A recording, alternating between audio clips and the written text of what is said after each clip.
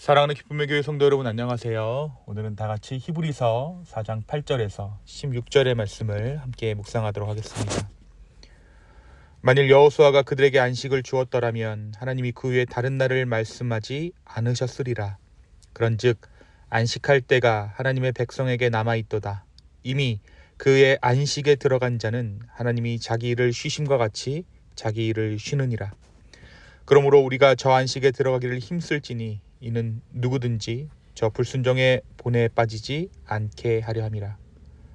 하나님의 말씀은 살아있고 활력이 있어 좌우의 날선 어떤 검보다도 예리하여 혼과 영과 및 관절과 골수를 찔러 쪼개기까지 하며 또 마음의 생각과 뜻을 판단하나니 지으신 것이 하나도 그 앞에 나타나지 않음이 없고 우리의 결산을 받으실 이에 눈앞에 만물이 벌거벗은 것 같이 드러나느니라. 그러므로 우리에게 큰 제사장이 계시니 승천하시니 곧 하나님의 아들 예수시라. 우리가 믿는 도리를 굳게 잡을지어다. 우리에게 있는 대제사장은 우리의 연약함을 동정하지 못하실 리가 아니요 모든 일에 우리와 똑같이 시험을 받으신 이로되 죄는 없으시니라.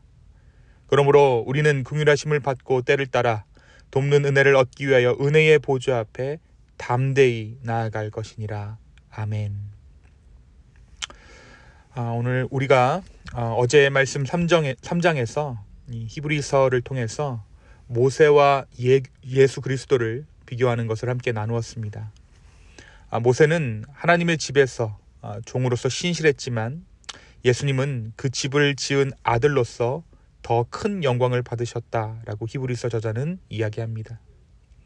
이어서 히브리서는 이스라엘 백성들의 광야 경험을 상기시키고 있습니다. 그들은 불순종과 불신으로 인해 하나님의 안식에 들어가지 못했습니다. 오늘 우리가 묵상하는 히브리서 4장에서는 이 안식의 개념을 조금 더 깊이 이야기하고 있습니다. 오늘 말씀 히브리서 4장에서 히브리서의 기자는 이스라엘 백성의 역사를 통해서 안식의 의미를 설명하고 있는 것이죠. 그리고 그것이 단순히 약속의 땅에 들어가는 것 이상의 의미를 가지고 있음을 이야기합니다. 안식이라는 것이 단순히 약속의 땅에 들어가는 것 이상의 의미라는 것이죠.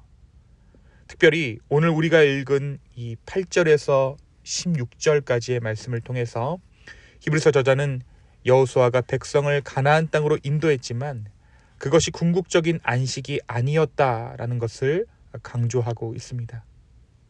만약 그것이 완전한 안식이었다면 하나님께서 다른 날을 말씀하지 않으셨을 것입니다. 이것은 우리에게 더 깊고 영원한 안식처가 있음을 이야기하고 있는 것입니다. 그렇다면 이 더 깊고 영원한 안식이란 무엇을 의미할까요? 히브리서의 저자는 그것을 하나님의 안식이라고 부릅니다. 이것은 단순한 육체적인 휴식이 아니라 하나님과의 완전한 관계 회복을 의미합니다. 특별히 저자는 우리가 이 안식에 들어가기 위해서 힘써야 한다라고 이야기하죠. 이것은 수동적이고 피동적인 기다림이 아니라 적극적인 믿음의 행위가 있어야 한다라고 우리에게 도전하고 있는 것입니다. 그러면서 하나님의 말씀의 능력에 대해 이야기합니다. 하나님의 말씀은 살아있고 활력이 있어 우리의 가장 깊은 내면까지 꿰뚫어 본다라는 것이죠. 이는 우리가 하나님 앞에서 모든 것이 드러나게 된다라는 것을 의미합니다. 말씀 가운데 우리의 진정한 모습, 우리의 동기, 우리의 생각들이 하나님 앞에서 벌거벗은 것처럼 드러나게 된다라는 것입니다. 그런데 드러난다라는 것, 벌거벗었다라는 것이 우리를 두렵게 하거나 낙담시키지 않습니다. 오히려 저자는 우리에게 희망의 메시지를 전해주고 있죠. 우리에게는 위대한 대제사장이 계시기 때문입니다. 예수님은 우리의 연약함을 아시는 분이십니다.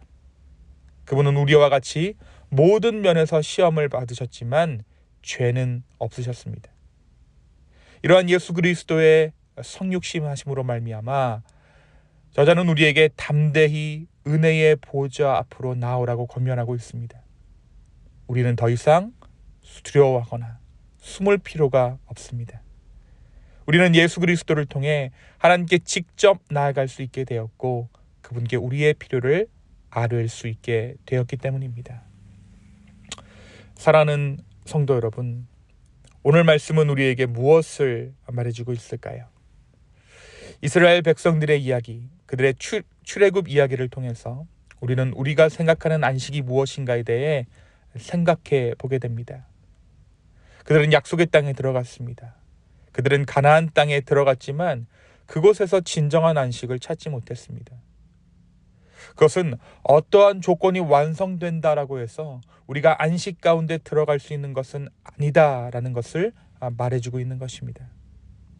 우리는 종종 더 나은 직장, 더 큰 집, 더 긴 휴가를 통해 안식을 찾으려고 합니다. 안식의 조건을 충족시키고자 해서 오히려 안식 가운데 들어가지 못한다라는 것이죠.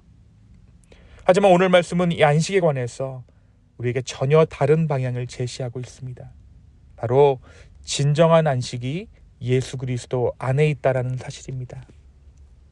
이것은 단순한 종교적인 표현이 아닙니다.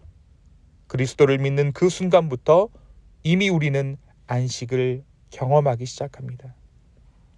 하지만 동시에 오늘 말씀은 이야기하는 것은 이 안식이 아직 완전히 이루어지지 않았다라는 사실입니다.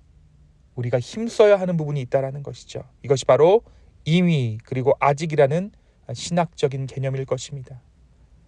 우리는 이미 그리스도 안에서 안식을 누리고 있지만 동시에 완전한 안식을 향해 나아가고 있는 것입니다. 오늘 말씀은 그래서 이 안식에 들어갈 수 있는 유일한 비결이 바로 하나님의 아들, 그 예수 그리스도의 음성을 듣는 것이라고 이야기합니다. 이것은 단순히 규칙을 지키는 것이 아니라 예수 그리스도와의 살아있는 관계 가운데 안식을 찾아야 한다는 것입니다. 오늘 하루 이 살아계신 주님과의 관계 가운데 진정한 안식을 찾을 수 있는 저와 여러분 되었으면 좋겠습니다.